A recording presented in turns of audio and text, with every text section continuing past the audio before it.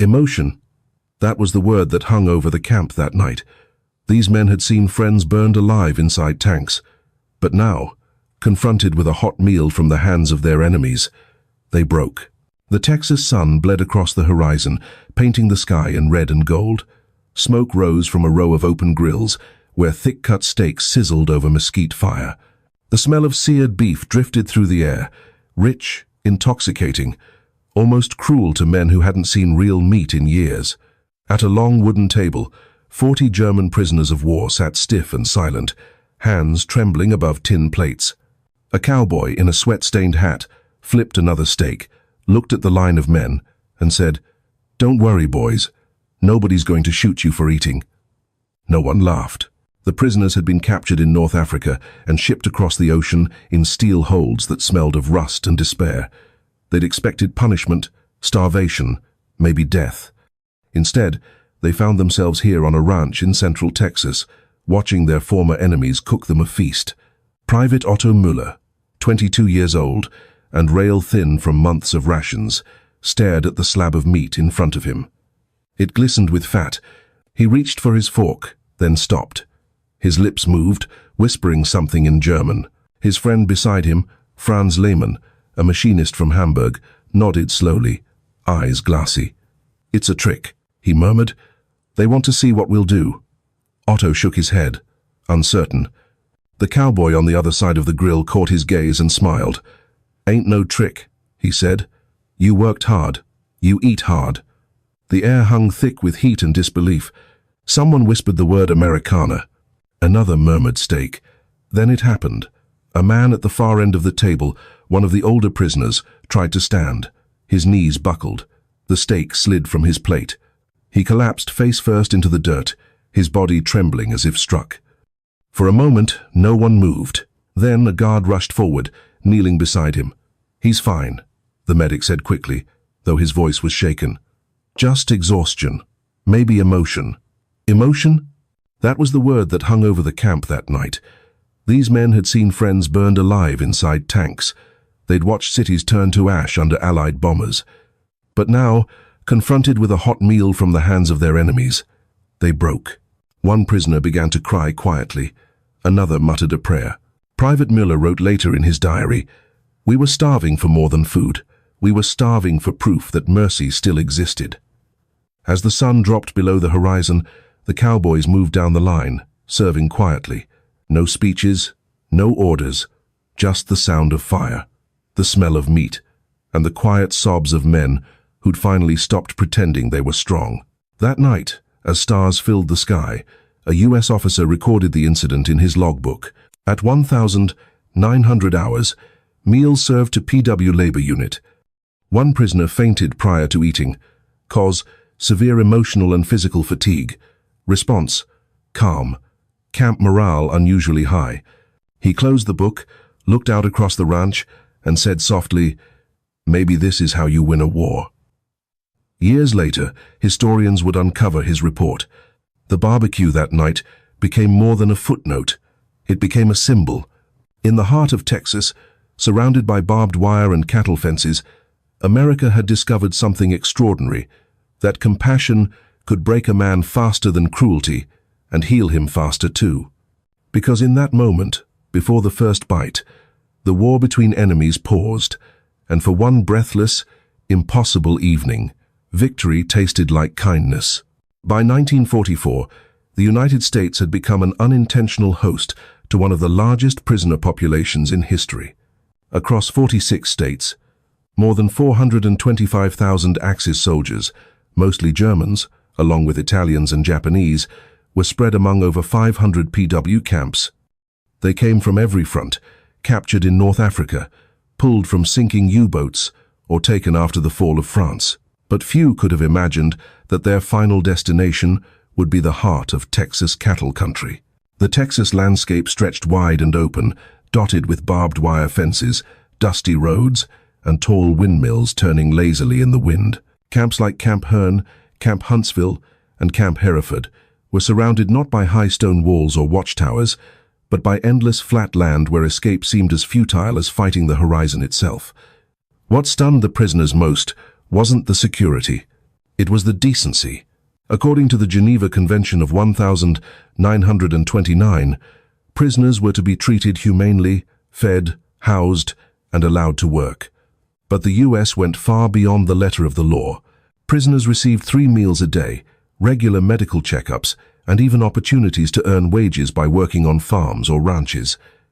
To the Germans, who had been told by Nazi propaganda that American captives would torture them, it was almost incomprehensible. They expected retribution for the bombings of London, for U-boats that sank Allied ships, for atrocities committed under their flag. What they found instead were guards, often farm boys from Texas and Oklahoma, who offered cigarettes and called them fellas. "Are we prisoners or guests?" one Luftwaffe sergeant asked, confused during processing at Camp Hearn. For the Americans, it was simple practicality. The war had drained the workforce. Young men were overseas, and the ranches and cotton fields needed hands. The War Department authorized PW labor programs, where German soldiers could work for a few cents a day under supervision. But something unexpected happened. The work brought the prisoners out of the wire and into the rhythm of American life. They repaired fences, herded cattle, harvested crops, and built irrigation ditches under the same blazing sun as their Texan guards. Slowly, war began to lose its shape.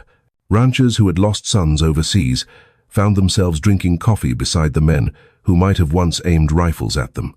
A farmer near Huntsville later said, "I started out watching them like hawks, ended up treating them like neighbors."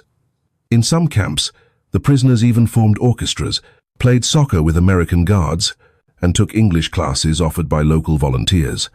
Sunday services were held under makeshift chapels where both guards and prisoners prayed in the same pews, each in their own language, but for the same peace. Still, tension never fully disappeared. Escape attempts did happen.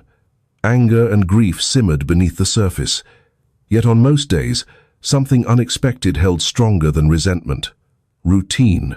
The ordinary rhythm of work and meals began to heal the extraordinary wounds of war. It was within this strange, almost surreal balance between captivity and kindness that the story of the Texas Ranch barbecue unfolded. Because when the Germans were invited to sit down and eat with their captors, it wasn't just about food. It was a demonstration of an idea that defined America's war effort as much as any weapon. That victory could be achieved not through fear, but through faith, in decency, in order, in something deeply human. And as the Germans would soon discover, that faith could feed more than hunger. It could feed hope. The convoy rolled across the Texas plains like a memory from another world. 2 army trucks, flanked by jeeps, carried nearly 50 German prisoners fresh off a transport ship from New York. The smell of diesel and dust filled the air. The men inside the trucks were exhausted, sunburned and silent. They had left behind a Europe in ruins, and they expected punishment, camps, maybe even firing squads. But when the trucks finally stopped and the tailgates dropped, what they saw made no sense at all. They were in the middle of nowhere. Open country, endless sky, a ranch fence instead of a prison wall, windmills creaking above green pastures, cattle grazing in the distance, and waiting for them, not soldiers with bayonets, but ranchers in wide-brimmed hats. One of them spat tobacco into the dirt and said to the American lieutenant, "These the Krauts you were talking about?" The officer nodded. "Reckon they can hold a shovel?" The lieutenant shrugged. "They'll learn." Among the prisoners was Otto Müller, a former baker from Munich, captured in Tunisia in 1943. He looked around in disbelief. "This can't be America," he whispered. "Where are the guards? The dogs?"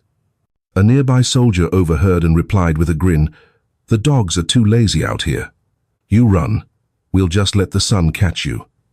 There was no barbed wire in sight, only a few fences to mark the property line. The Germans exchanged uneasy glances. Some thought it was a trick, that the real camp lay ahead. But this was it, a working ranch converted into a PW labor site under the War Department's supervision. Inside the bunkhouse, rows of clean cots lined the walls. Sheets, blankets, even a small bookshelf with English and German Bibles. A pot of coffee steamed in the corner. Otto stood frozen, staring at it as if it were an illusion. He hadn't tasted real coffee since 1941. A cowboy, noticing his hesitation, poured a cup and slid it across the table. "Ain't poison," he said. You fellas work, you get fed. That's the deal. That night, as the German prisoners settled into their bunks, the air was filled not with fear, but with confusion. Outside, coyotes howled across the plains. Inside, someone whispered a prayer in German, not for victory, but for understanding. The next morning, they were put to work fixing fences and mending irrigation lines. Their hands blistered quickly, but no one complained. The Texans worked alongside them, silent but fair. During a break, Otto asked his guard, "Why are we treated like this, Corporal? In Germany, we would never." The guard cut him off with a shrug. Maybe that's the difference. That difference would grow larger with each passing day. The Germans soon realized they were part of something that defied the logic of war. America wasn't fighting only with weapons. It was fighting with ideals. When Otto wrote in his diary weeks later, he captured what every prisoner was beginning to feel. "We are prisoners, but they have imprisoned us with kindness, and I am not sure which is harder to escape." That realization, quiet, unsettling, and profound, was the first step toward the moment that would bring them all to tears. The night the Texans grilled steaks for their prisoners. By the time the Texas summer settled in, the German prisoners had already become part of the ranch's daily rhythm. Sunrise meant work, noon meant shade, and sunset meant stories. The wide Texas plains didn't allow for secrets. Everyone saw everything. For most of the prisoners, it was their first experience of true labor outside the military. Now, under a sun that burned the horizon gold, they became ranch hands. Otto Müller, who once kneaded dough in a Munich bakery, now learned to saddle a horse. He fell off twice the first day. The Texans laughed. Not cruelly, but the way men laugh when life is hard and humor is the only mercy. "You'll get it, Otto," one cowboy said, slapping his back. "Every man learns the ground before he learns the saddle." There were no machine guns aimed at them, no barking orders in foreign tongues. The greatest threat wasn't violence. It was the endless horizon. If a man tried to run, he wouldn't make it 50 miles before the desert heat or the locals caught him. And yet few even tried. Something in the air, in the fairness, the routine, began to disarm them in a way bullets never could. The men sang as they worked, sometimes German folk songs, sometimes humming along to country tunes the cowboys played on crackling radios. They were still soldiers of a lost war, but for the first time in years, they felt human again. At night, the prisoners returned to their bunkhouse. The mess hall smelled of cornbread, beans, and sometimes bacon, the kind of food that reminded them painfully of home. They'd sit quietly, eating under low light bulbs, trading cigarettes with guards, arguing about football and politics in half-translated sentences. One guard, a young Texan named Corporal Ray Dusty Mitchell, kept a journal. He wrote, "They're good workers, these fellas. Polite, hard-headed sometimes, but who ain't? I don't hate them. I thought I would, but I don't. Maybe war makes liars out of all of us." To the Germans, Dusty was an enigma. Strict when needed, kind when no one was looking. When a prisoner cut his hand on a wire fence, Dusty rapped it himself, saying, "Don't bleed on the boss's cattle, or we'll both get chewed out." That night, Otto wrote in his diary, "The Americans fight us like machines, but treat us like men. I don't know how they can do both." Soon, small exchanges began to bridge the invisible line between captor and captive. A cowboy traded his old hat for a hand-carved pipe one of the prisoners had made from mesquite wood. Another showed the Germans how to lasso a calf, a lesson that ended in laughter and bruises all around. By late summer, the atmosphere at the ranch was more strange than hostile. Guards and prisoners ate under the same shade tree. They sweated under the same sun. They lived, for all practical purposes, side by side. And that was when the ranch foreman, a broad-shouldered man named Clyde Connolly, decided to do something unheard of. "They've worked like hell," he told the camp commander one evening. "They deserve a decent meal, a real one." The commander frowned. "Clyde, you can't just—" "I'm not asking to set 'em free," Connolly interrupted. "Just feed 'em like men." That conversation would set the stage for one of the strangest and most human moments of the entire war. A Texas barbecue that no one present would ever forget. The idea began as a whisper over coffee and cigarette smoke in the mess hall. Ranch foreman Clyde Connolly leaned across the table toward Corporal Dusty Mitchell, his sunburned face serious. You ever wonder, he said, what would happen if we treated these fellas not like prisoners, but like neighbors? Dusty raised an eyebrow. Clyde, they're German soldiers. You start breaking bread with them and folks will call it treason. Clyde took a slow sip of his coffee. Maybe. But look at them. They've been fixing fences, mending cattle pens, working side by side with us for months. Hell, half the time I forget they're even prisoners. They work harder than some of the hands I've hired. Dusty couldn't argue that the German POWs had proven reliable, disciplined, and surprisingly respectful. But what Clyde proposed went far beyond army regulations. I want to give them a barbecue, Clyde said plainly. Real Texas style. Steaks, beans, biscuits, the works. Dusty laughed, thinking it was a joke, but Clyde didn't smile. You're serious? Dead serious. He leaned back, lighting another cigarette. These men fought for a country that lied to them. Same as ours told us we'd be home by Christmas. They're beat. They're hungry. And they've earned a meal that reminds them what humanity looks like. Dusty exhaled slowly. You know what'll happen if the army finds out? Clyde grinned. Then you better make sure they don't. The plan spread quietly among the cowboys and guards. Some thought Clyde had lost his mind. Others volunteered to help. They gathered wood, borrowed extra beef from a neighboring ranch, and traded ration coupons for spices and flour. When one of the German prisoners overheard talk of a big cookout, he asked carefully for the details. Dusty shook his head. For everybody. The rumor spread through the PW camp like wildfire. Some of the prisoners didn't believe it. Others thought it was a trick. But when they saw the Texans hauling in sacks of potatoes, crates of onions, and half a dozen sides of beef, they realized it was real. Clyde called it a labor appreciation supper. Officially, that was just vague enough to keep the War Department paperwork quiet, but everyone knew what it truly was. An act of rebellion against the logic of war. The morning of the barbecue, the air was thick with the smell of mesquite smoke and sizzling fat. Cowboys stoked the fire pits, while the Germans helped chop wood and stir beans in massive cast-iron pots. For the first time, there were no guards giving orders, no prisoners standing in line, just men cooking together. Otto Müller, the baker-turned-ranch hand, couldn't stop staring at the steaks lined up on the grill. In Germany, he said softly, this much meat would feed a village. Dusty handed him a spatula. Then you better make sure it doesn't burn, partner. Evening fell slow and golden across the plains. Tables were set under the open sky, long planks of wood balanced on hay bales. As the last light of day faded, lanterns flickered on, and the first plates were passed around. The Germans hesitated at first, unsure whether to sit or wait. Then Clyde clapped his hands and said, You worked for it, boys. Sit down and eat. And they did, side by side, captors and captives. Forks clattered, laughter broke out.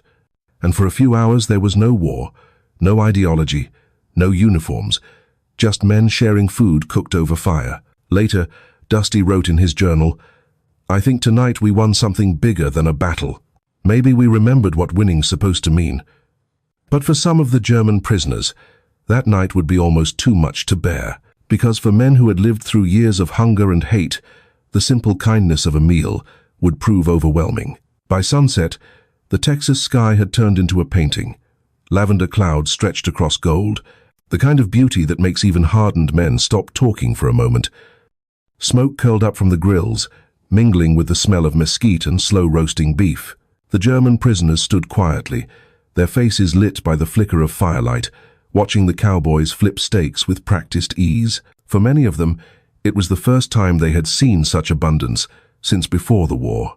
Cowboy foreman Clyde Connolly called out, All right, fellas, you've swung hammers, fixed fences, and earned your supper. Time to eat. No trumpets, no speeches, just an invitation spoken in the language every man understood.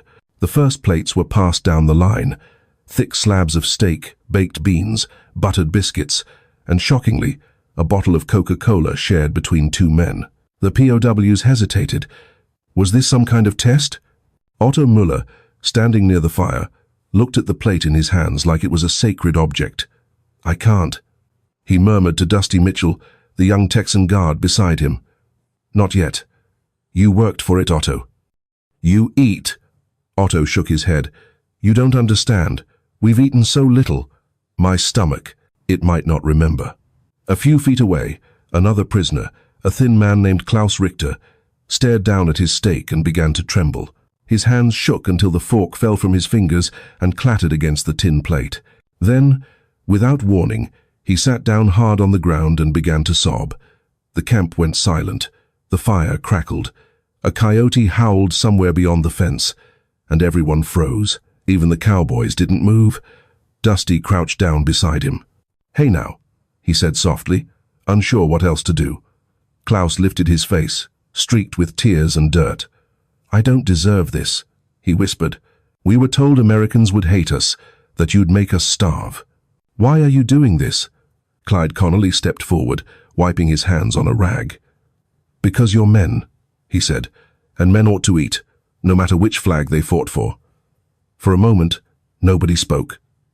Then one by one, the Germans began to eat slowly, reverently, as though afraid the food might vanish. Some laughed, others cried quietly, but all of them seemed to be tasting more than just meat. They were tasting mercy. As the fire burned lower, someone brought out a guitar. A cowboy strummed a few chords, and another started to sing "Home on the Range." To everyone's surprise, one of the Germans joined in, his accent thick, but his voice strong. Soon others followed, humming along. Otto looked around at the faces in the firelight, Texans, Germans, guards, and prisoners, and felt something shift inside him. This, he thought, is how wars end, not with surrenders, but with supper. Later that night, when the stars covered the sky like frost, the last of the plates were cleaned. The fire burned down to embers, and silence returned. A few men lingered near the fence, looking out into the dark. Otto turned to Dusty and said quietly, "If my wife could see this, she wouldn't believe it." Dusty smiled, poking at the coals with a stick. "Maybe that's the point, Otto. Maybe she's supposed to." It was a night no one would forget. The night prisoners and cowboys shared one table, and the memory of war began to fade under a Texas sky, heavy with the smell of steak, smoke, and forgiveness. Dawn came slow and quiet, like the world itself was still digesting what had happened the night before. The fire pits were cold, and the Texas wind carried the faint scent of smoke, steak fat, and ashes. Around the camp, men, both prisoners and guards, moved more slowly than usual. It felt somehow like the war had paused. Otto Müller woke early.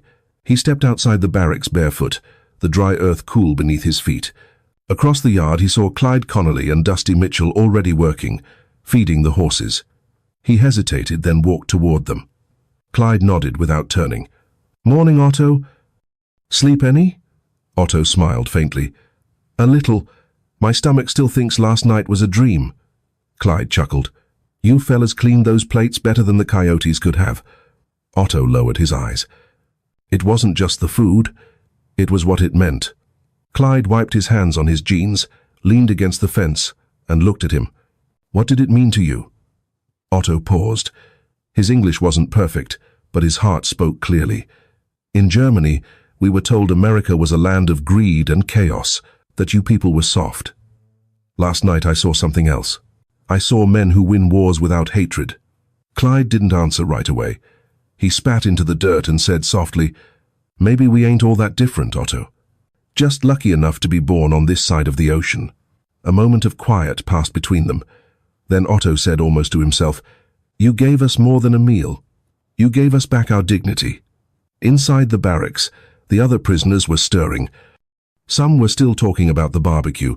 A few still struggled to understand it. Klaus Richter, the man who had broken down the night before, sat on his cot, writing in a small notebook. Dusty passed by and asked, "What are you scribbling, Professor?" Klaus looked up. "I'm writing for my son, so one day he knows that even in war there were good men." Dusty didn't say a word. He just nodded and kept walking. That morning, when the prisoners went out to the fields, everything felt different. They worked harder than usual, almost proudly. They fixed fences without being told, mended a broken gate, even cleaned the stables until the boards shone. The Texans noticed. One of them joked, "Guess steak's better motivation than a whip." Clyde just smiled. "Nah, he said. Respect will do the trick every time. By noon, the camp commander drove out from the base to check on things. He saw the cleaned barns, the quiet efficiency, the unusual atmosphere. "What happened here?" he asked. Clyde looked him dead in the eye. "Just a little team-building exercise, sir." The commander didn't press. Maybe he didn't want to know. Maybe he understood that what had happened couldn't fit into a report. That evening, Otto and Klaus sat outside as the sun set again over the same fields. Otto said softly, "Yesterday I was a prisoner. Today I feel like a man again." Klaus nodded.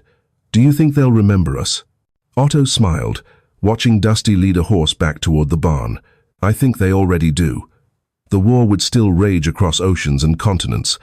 But here, on this quiet Texas ranch, something had changed. For the first time, both sides had shared a victory that couldn't be measured in territory or tanks. It was the victory of simple humanity, earned not with guns, but with a grill. Weeks passed after the barbecue, but its memory lingered in the camp like the scent of mesquite smoke on the wind.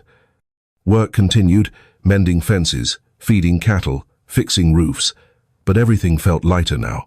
Then one blistering afternoon, a jeep from the base rattled up the dirt road. It carried an army courier with a leather satchel full of mail and newspapers. That day, Otto Müller's name was called. He received a letter from his wife, Elise, approved by military censors.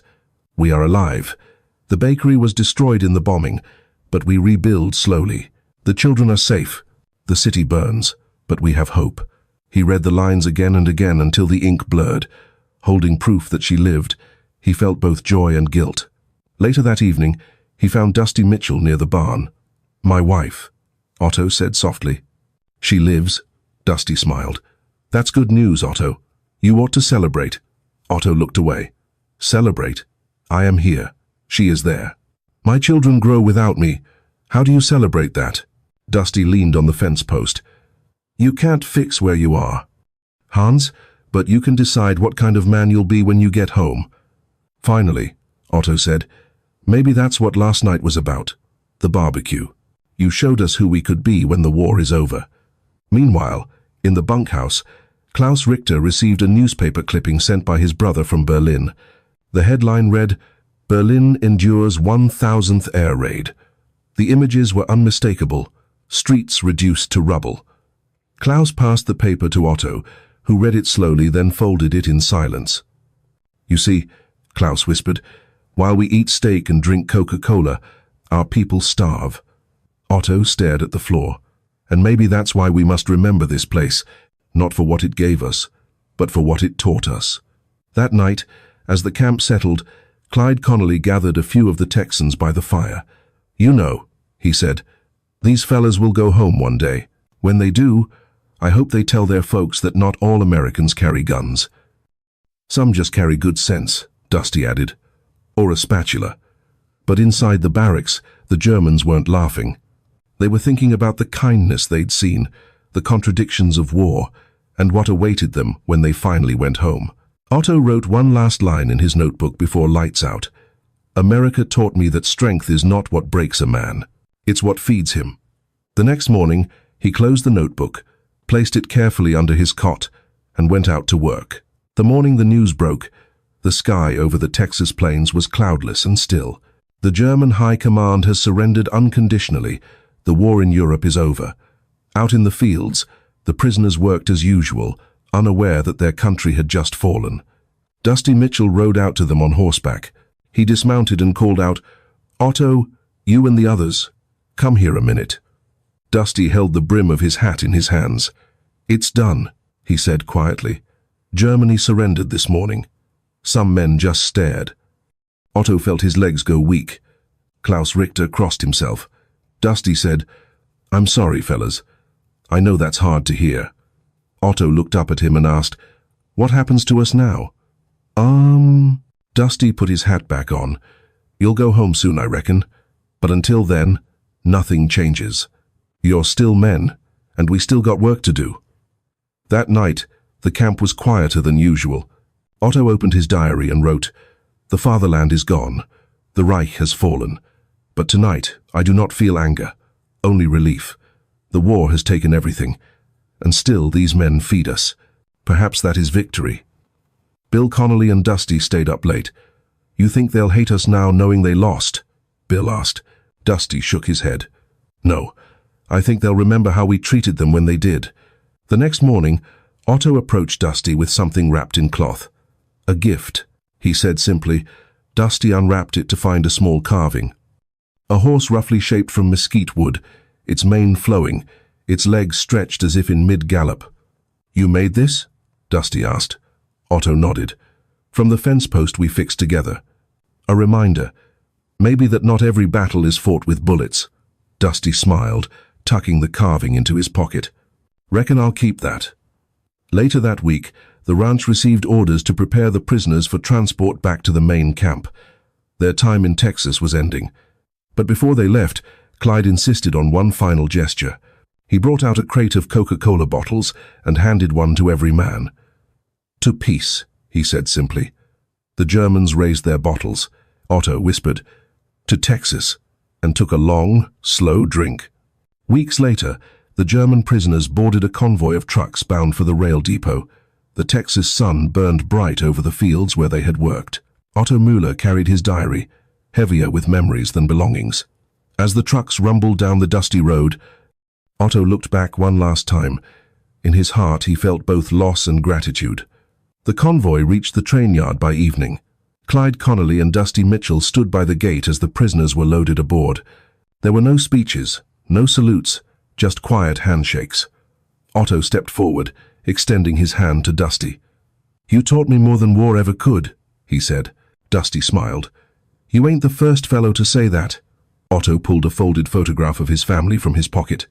When I go home, he said, I will tell my children that an American cowboy gave me back my hope. Clyde, standing nearby, nodded. Tell them the door's open if they ever come this way. The train began to move, carrying hundreds of German soldiers back toward the broken heart of Europe. Inside, the prisoners sat in silence. Otto opened his diary one final time. On the last page, he wrote, We came to America as enemies. We leave as men. The fences here did not hold us. They healed us. Months later in Munich, Otto would reopen his bakery. He placed an American silver dollar in the cash drawer for luck. Customers often noticed the strange carving displayed on the counter. A wooden horse, rough but full of life. When asked about it, Otto would smile and say, It reminds me of a place where war forgot to be cruel. Years later, a letter arrived at the ranch in central Texas. Dear Mr. Connolly and Mr. Mitchell, I have a grandson now. His name is William. I tell him stories about cowboys, horses, and kindness. I want him to know that mercy is not weakness, it is strength. Thank you for teaching me that truth. Otto Müller, Munich, Germany. Clyde read the letter aloud, and when he finished, Dusty simply said, Guess the war finally ended after all.